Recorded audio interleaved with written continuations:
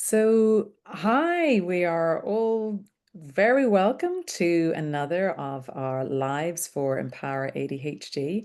And I am really thrilled to be joined by Abbie Robinson, who is a fourth year PhD psychology student. And I came across Abbie at a wonderful talk that she did as a second year student. Um, when you talked about the the topic that you had your that you were doing your PhD on and that journey. And maybe I'll let you share, Abbie, what that journey entailed in terms of what your PhD is on, and then what you discovered while you were hmm doing your PhD. So over to you. One of my favorite stories. So I started my PhD in 2022, and I was looking at ADHD in adults and perceptual decision making. So started that off, and I'd taken a year off from education after my master's. So I was getting back into the swing of things. And with the PhD, I found it was, you know, a lot more independent, and you're not, going to classes, and you don't have set deadlines for essays. Like, you have to build up that own structure. So at first, I thought I was just kind of having teething problems with, getting into the groove of things and just not being able to find my feet fully. And it was like, why can't I write? Why am I really struggling to do this? And as the year progressed on, um, I began identifying a lot more with the ADHD traits that me and my supervisors were talking about in our meetings. And I was, thinking, is this because, I've just read a lot about ADHD now? And they're just sounding more familiar to me. And I was then like, no, I feel like these are things I actually experience. Um, so then at the very end of my first year, um, I was kind of in a bad place with motivation and, feeling like I hadn't got enough done. So I was like, I don't know if I can do this PhD. I think I need to just drop out and just give up because I'm not able for it.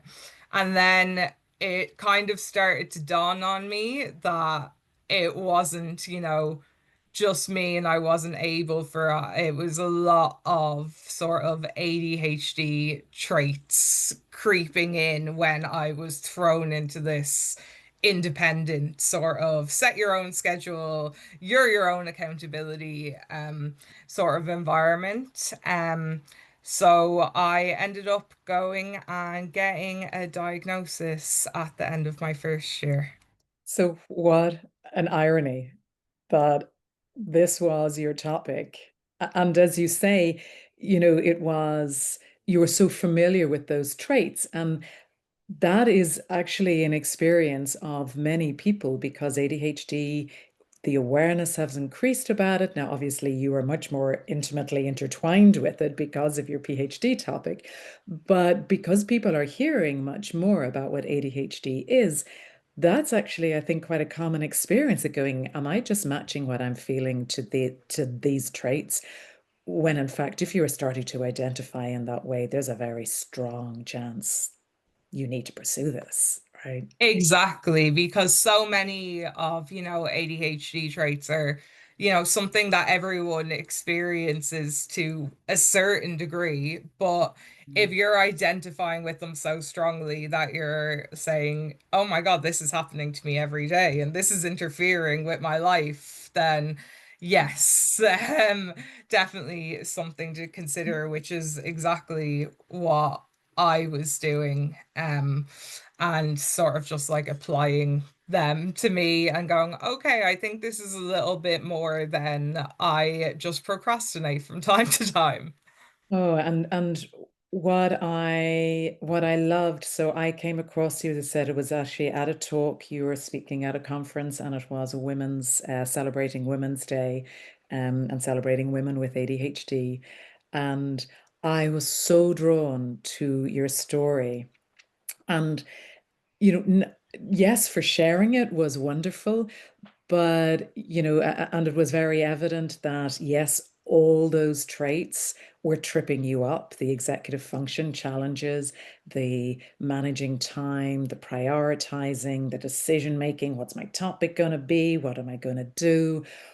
So you were getting tripped up by all of those traits, which many people, in the workplace get tripped up with, in study get tripped up with, or in any new change of environment where they're now exposed and left, to their own devices in some way. So that's a very shared experience. What I loved, though, was the creativity and the flair and the way in which you told the story.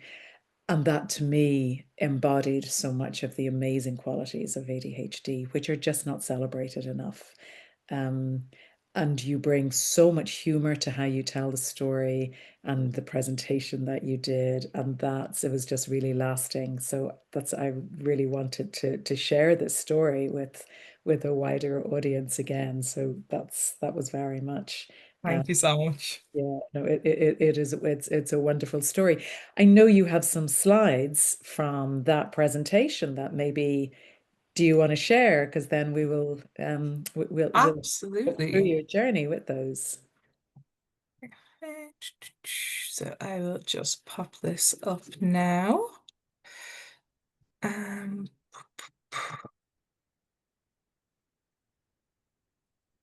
that all okay? Fabulous. Yes.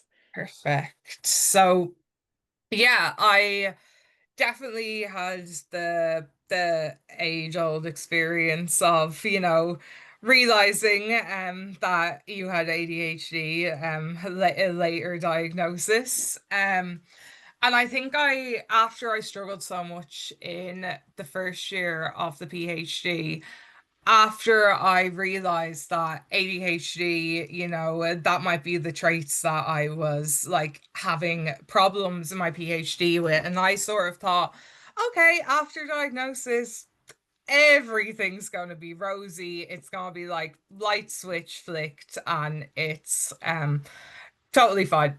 So I guess what I realized a lot after my diagnosis was that that wasn't the case. And I think it was, facing the fact that after I think I was 24 or 25, but 20 odd years of um building bad habits, that getting a diagnosis or medication wasn't going to change them overnight. So that was quite a big pill to swallow. So I think with um these slides, if I can get them to change, there we go. Um, I think it's a lot of you don't hear as much as what happens after. It's kind of, you got your diagnosis, big celebration, and then you're left sort of floundering in that for a bit. And I found that there was a lot of change after. So I kind of expected I would go from sad to just happy. I understand everything that's, going on now, and that will be enough. And I expected, going from total burnout with work to being the absolute greatest student in the world and so productive. And I would be the first person ever to finish my PhD in a month. Like it was unreasonable. Um, and I also expected, all the mess, all the executive functioning and the tasks that I struggle with, that they would all just, everything would be prim and proper. But that's really just not who I am as a person. I do like a bit of organized mess. So I think it was kind of, me expecting me and my whole person to change. Wow. Um, And that's something we hear a lot, with coaching of people come very often they've come a bit of time after they've had the diagnosis and they've had this expectation. And then but none of that's changing, and so it's a lifetime of habits, it's a lifetime of stories that have been told to ourselves, and a lifetime very often of a sense of mistrust in our ability moving forward. That, I love the world, the certificate, the optimism that this is everything. It's a whole new me.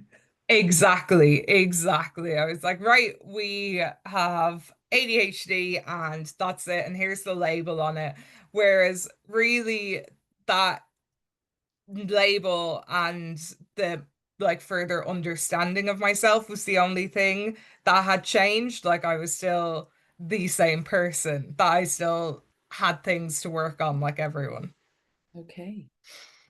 Um, and then I guess we'll go into what actually happened, which was, a roller coaster of ups and downs. It was a lot, of reevaluating myself and my actions and doing a lot of like reflection. So there were good and bad. So I had to, continue to have to gather the strength to reach out for support, but it was also helpful that now I could go, oh, I'm not, just not doing something because I'm lazy and I can't organize anything. I could go, okay, I'm struggling with this aspect of ADHD and I need to tell someone so they can help me get through it. Which is hard to do, but ultimately worth it. Um, I kind of also had that sense of loss of who I could have been with an earlier diagnosis, which I find is, quite common in people who are diagnosed later. That there's that what if, and what if I was diagnosed as a child, and would I still be struggling with X, Y, and Z, or would I have gotten more help, and it took me a while to kind of come to terms with, yeah, maybe things would have been a little bit different. But ultimately you kind of have to go, okay, well, I know now, so at least that's not more years of, having to what if. Like you can only go with what you know now.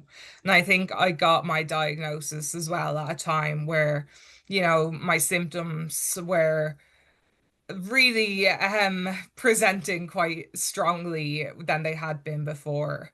Um and that was what kind of made me realize, especially, with girls where it's much more internal. And I find it's hard to, identify those things within yourself because that's your own baseline.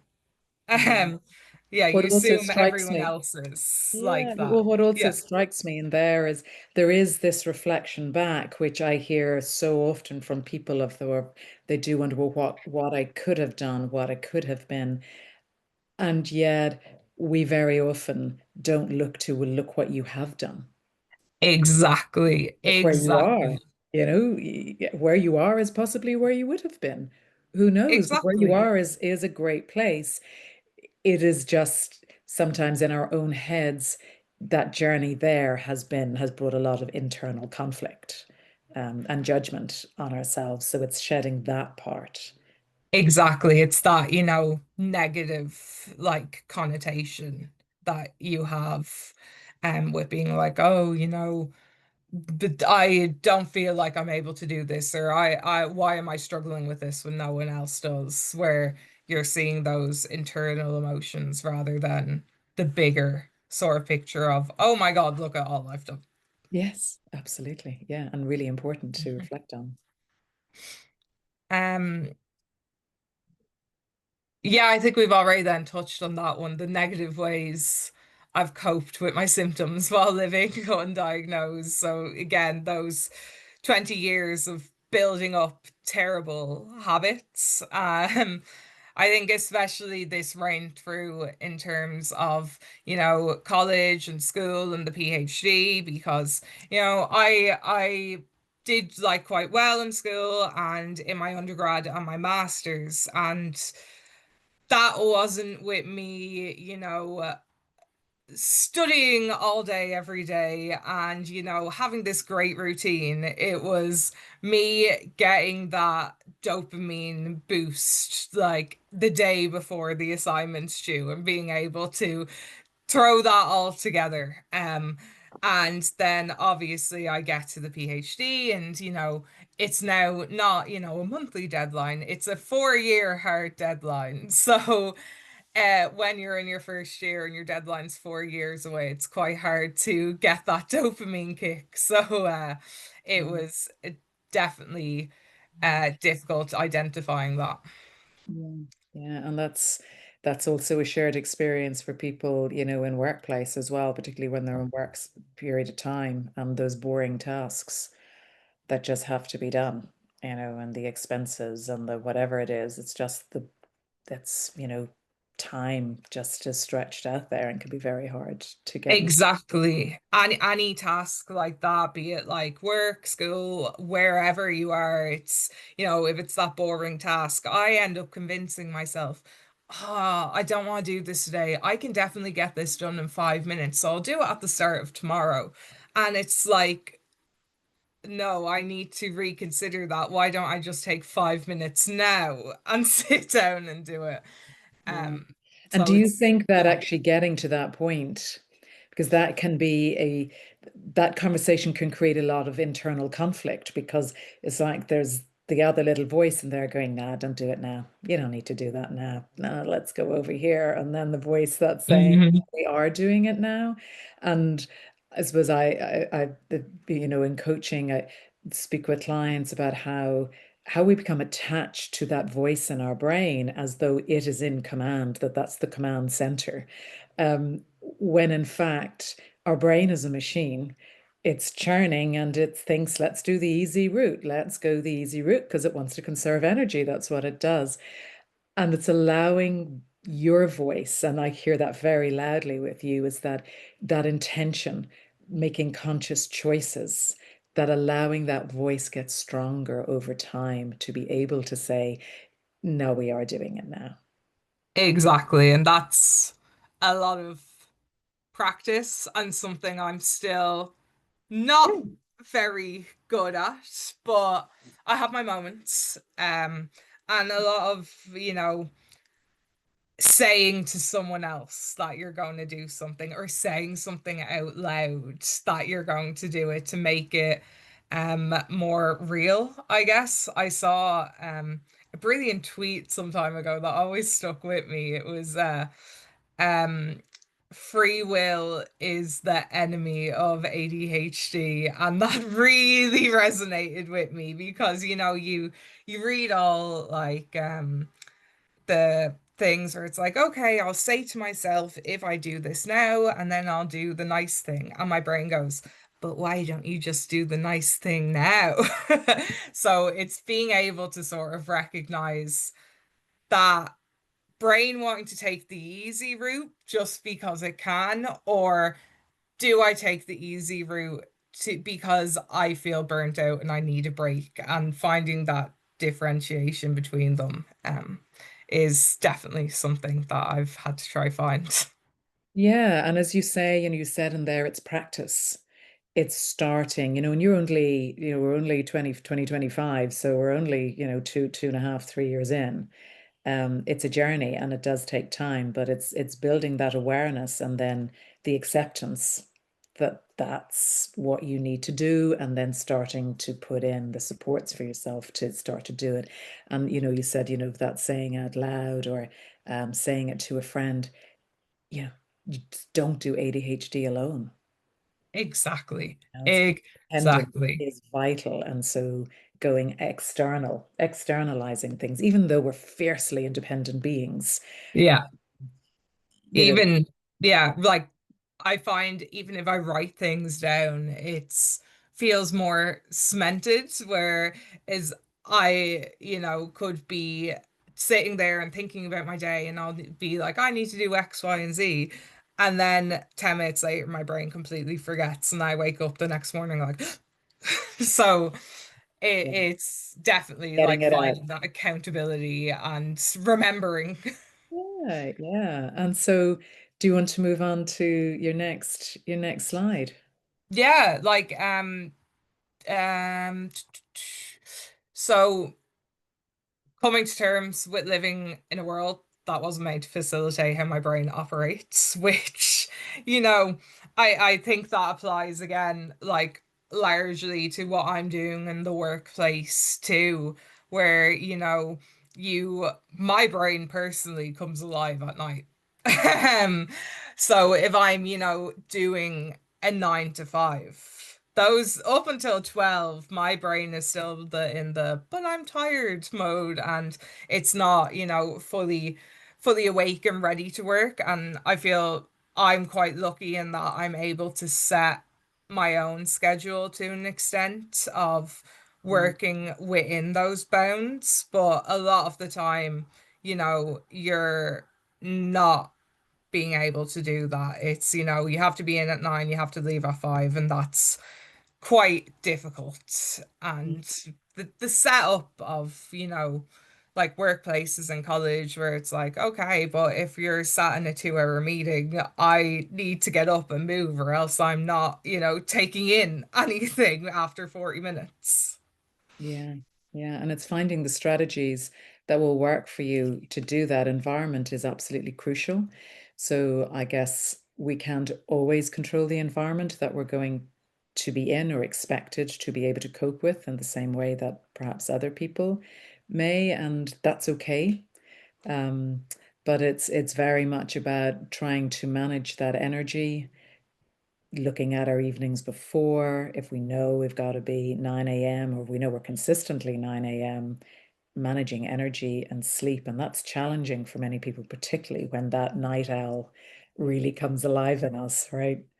Exactly, exactly. And, um, that managing, if you have to be somewhere and it's 9 a.m., being able to have that support from someone where they can help you along with that. Or sometimes when I need to get up early and I'm really in that period of like struggling with things, my best friend, who is a real early bird, he will give me a call, and I'll have that accountability that I have to answer, and I have to tell him that I'm out of bed and getting up and doing those things. So we'll do that for a set amount of time until I establish that routine.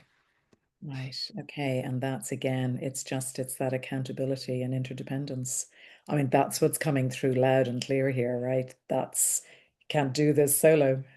Exactly. Yeah. Exactly. And it takes a lot to, be able to say to someone, I really need your help with this. And it's, I guess, important to keep at the forefront of your mind to do that, to maintain the good habits you've picked up rather than letting yourself get into that burnout before you reach out for help, and letting things, get to a bad point, which I do find myself doing as well, because it is difficult, but I'm slowly learning to be able to have those maintenance reach outs as well. Yeah. Yeah. Really, really important. And that's growing that self-awareness is so important because so often we're in our heads. It's like ADHD, like we live from here up and it's all the time doing, doing, doing, or thinking, or, within our heads, and that disconnect, even realizing that actually we're feeling tired, we're hungry, we're thirsty, we're not breathing, we're kind of getting frazzled. It's starting to build that awareness about ourselves is crucial because that's the foundation and the stepping stone into being able to function in the way that we want to and show up. And I can see here, in terms of of what actually happened for you, and that's really the coming to terms. And there's huge financial pressures then because the supports that you want to reach out for, unfortunately, cost. And then, you mentioned there, those feelings of doubt and was I faking it? And that's that accepting this is who I am. Exactly. Yeah, it's I think with, how much I was, in the research of ADHD, and then also how topical ADHD is, Mm. that, I would always find myself being um like, oh, maybe I just know too much about it, and maybe I've just applied them to myself and they're not true. And I have a point every single time where I'm in that realm of thinking where I do something that is actually just, when you look at it, really, really funny, that there's nothing it could be attributed to other than ADHD. It's funny, but it's also it can be very much in our thought processes as well, right? Of how we'll start at one place and then have moved around and gone all sorts of squiggly ways to get to a final point and keeping people coming on board with us, whereas our brain is just working so actively all the time that Mhm. just go to these great places quickly. And yeah, other people can find that hard to keep up with. Um, and therein lies, the creativity. Um, yeah. So what do you have next for us? I think this is my last one. Clearly, I had a lot of feelings after I was got my diagnosis. I think the struggling to tell people at the start, and that as well, along with the ADHD stigma. And yeah, I think especially in the workplace, that's a difficult thing to do because it's not, you don't know how people are going to react to that. You have that fear, and I think especially with like the feelings of doubt and then that sort of like shame you can feel, it amplifies how negative you think things will be. I think I'm in a very lucky position as well with my workplace, where everyone has just been fantastic and so understanding and have adapted things for me when I need them, um, which has been totally great and something that I guess, a lot of people would have that fear of what's going to happen after I say it. Will I be thought of differently? Yeah, and that is so important because having that psychological safety is absolutely crucial, and having it in the workplace is vital and is lacking, unfortunately, in many workplaces, is really lacking. But it's psychological safety outside of that as well, in family and in friends. And often what we do hear are people who have been diagnosed, late diagnosed, and they recognize a parent and who may now be an elderly parent has ADHD, and they're dismissive of, they don't want either to, highlight that to the parent, or the parent, because of perceptions about how the parent may perceive that, or siblings. So that can present challenges. Yeah. And then also among friends, it's choosing the friends that will support you to get that psychological safety is really important. Absolutely. I think with my family as well, I struggled to tell them. And I think that was a lot of like in my own head, especially with my parents, because, as a kid growing up, I'd, put all of this academic pressure on myself, and I'd want to do well and like have them be proud of me in that aspect. And I think like a lot of, the sort of stereotypes and the stigma of ADHD are, okay, well, if you're in school and you're not going to do well because you can't focus or you can't think. But the reality is you can focus on things that are interesting or important to you, and that was important to me. So I think telling them that I felt like telling them that I got a diagnosis, I felt it was going to be met with, but you were great in school. You can't possibly have ADHD, or I didn't want them to feel like that they'd overlooked something, Mm. or I wanted it to be looked at as a good thing of now I know. Yeah. Yeah. And sometimes you've got to help people to bring them on that journey and prepare yourself for those conversations. And you may need to prepare yourself with somebody else, because again, if you go back into your own head and rely on yourself to have that dialogue, those stories of the shame and the guilt, and also with ADHD, we bring enormous empathy, and I'm hearing that hugely there. You're concerned for how they will feel. Did they do a good job, or did they let you down? That we've got to manage that, right? So it's also, we don't do ADHD alone. If you get a diagnosis, tell a friend, find that psychological safety, find that safe person you can confide in, that you can talk Mhm. this through with, and then work out your plan for how you're going to bring this to other people. And Absolutely.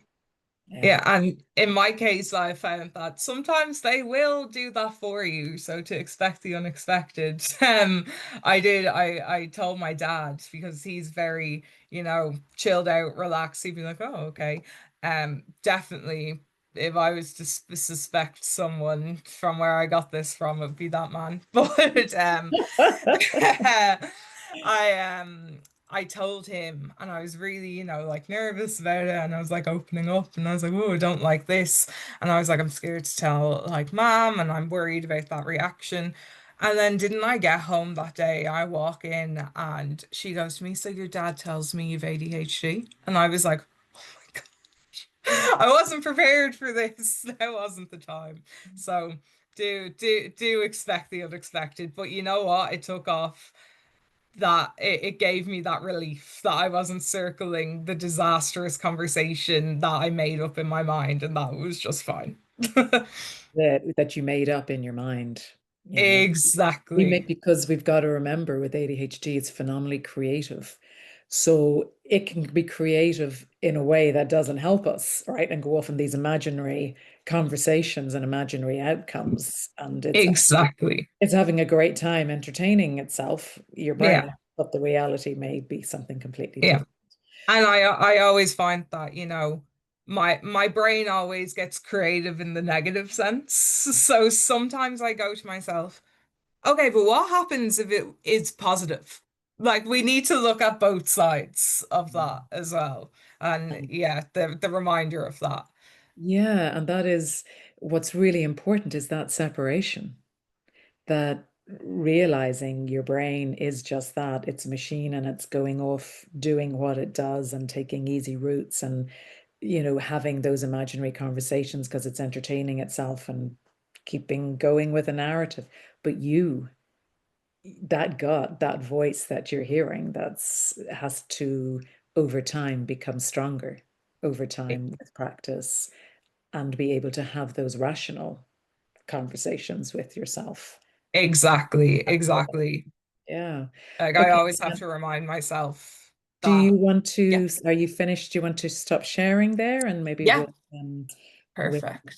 I suppose what would be wonderful is just to get the last few takeouts from you, having now gone through this journey with your diagnosis. And I think it's wonderful, and thank you so much for sharing this journey because it's not all, butterflies and rainbows once you find out. And great, now I know, but it is now what?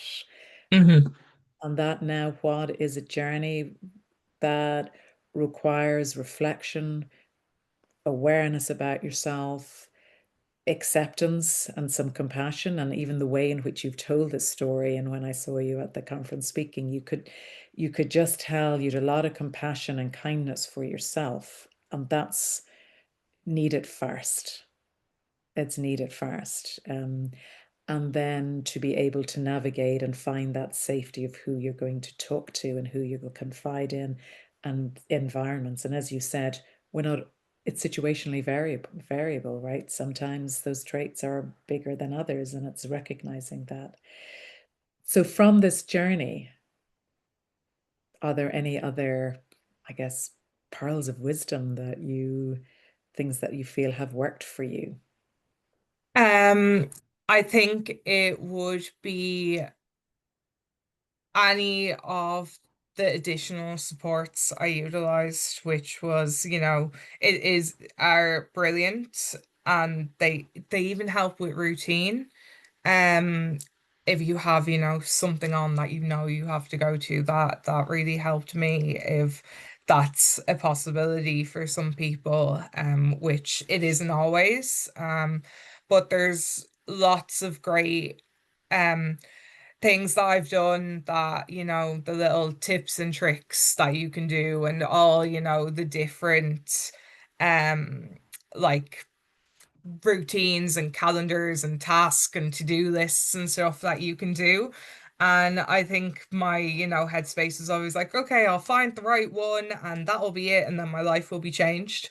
Um, but I have, come to terms with the acceptance that doing these things is also that little dopamine hit. So if I find something that works for me for a week and then I fall off with it, I'm allowed to pick something new, and that might work for me then as well. So I think the understanding that, things are going to change and not having that idealized, okay, I'll do this one thing and I'm going to be brilliant. Like you're having those highs and those lows throughout, but sort of maintaining that compassion for you, that when you feel like good, you can do things to start having like a good routine or start doing things that will help you feel better or help you maintain things when you hit a low.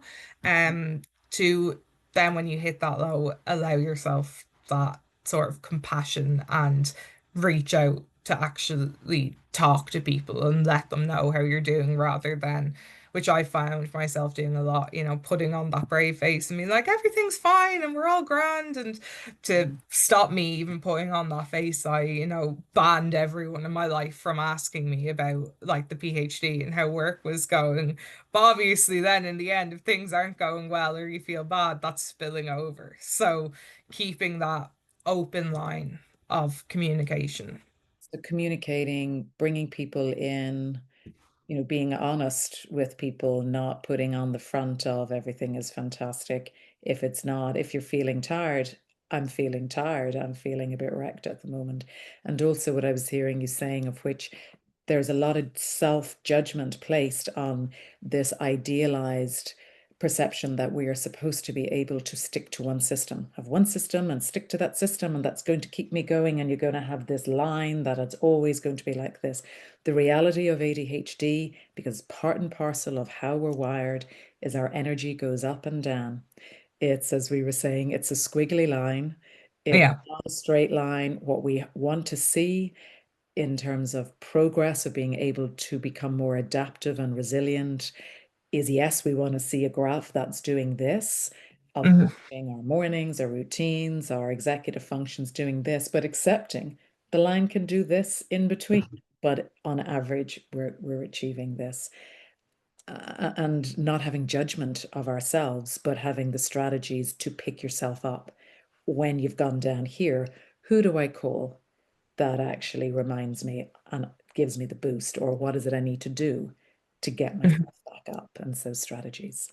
Exactly. Like routines and tasks get boring. If you get bored of it and you're not doing it, do a new one. Like Or a keep different that, way. make it fun. Make it like, don't make it that, oh, I have to do this. Make it Mm. cool. Oh, I love it. Well, this has been cool. So thank you so, so much, Abby. I'm sure your story is just wonderful. The irony within it, I find hilarious. Um, but I think it's really helpful for people to get the reality of what that diagnosis and the now what afterwards. I think that's superb.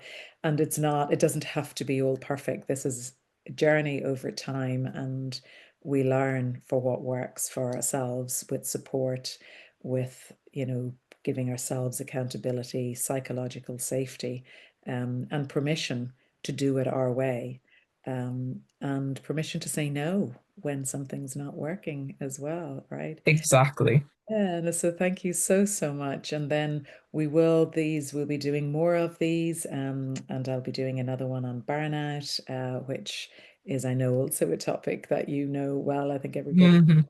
ADHD knows well about. So that will be really interesting. So thank you so, so much. That was great. Thanks so much, Yvonne. I'm excited to binge them all while I'm procrastinating. Yeah, fantastic. Thank you.